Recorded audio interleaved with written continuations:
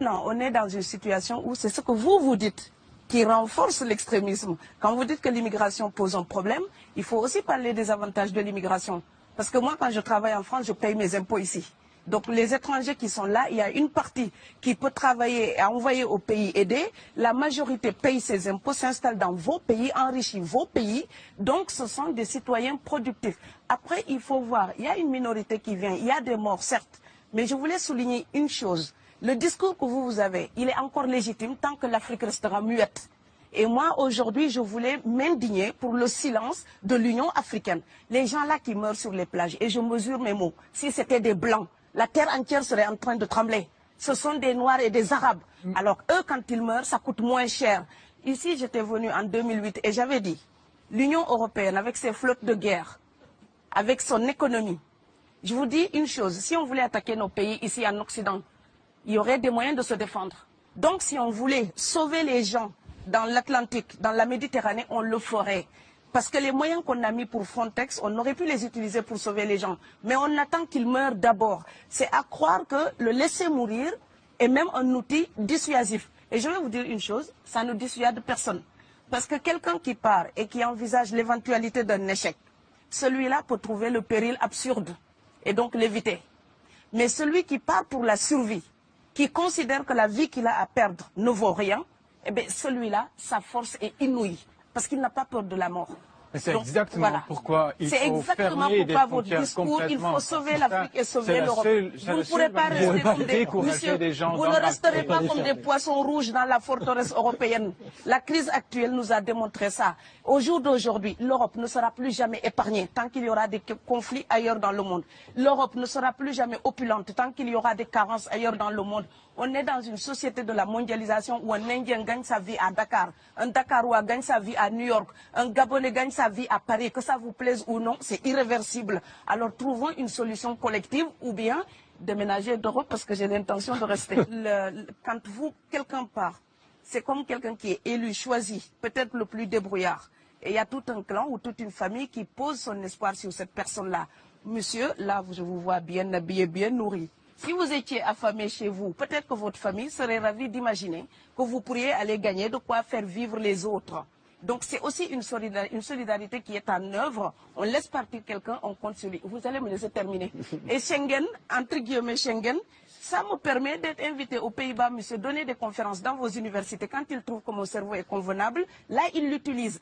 Par contre, ils sont embêtés à l'idée d'avoir mon frère, qui n'est pas aussi diplômé que moi et qui pourrait avoir peut-être envie de travailler dans le bâtiment. Donc, vos pays deviennent schizophrènes. On ne peut pas trier les gens comme ça avec les étrangers utiles et les étrangers néfastes. Et la deuxième chose que je veux dire aussi, c'est que les Européens, là, on voit des Africains qui viennent, d'accord? Ce mouvement, ce déplacement de population, on le voit.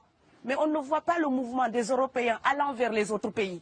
Alors celui-là, c'est le mouvement des puissants, ceux qui ont l'argent, ceux qui ont le bon passeport. Donc vous allez au Sénégal, vous allez au Mali, vous allez dans n'importe quel pays du monde, au Canada, aux États-Unis, partout où je vais, et je voyage tout le temps, je croise des Français, des Allemands, des Hollandais. Je les rencontre partout sur cette planète parce qu'ils ont le bon passeport.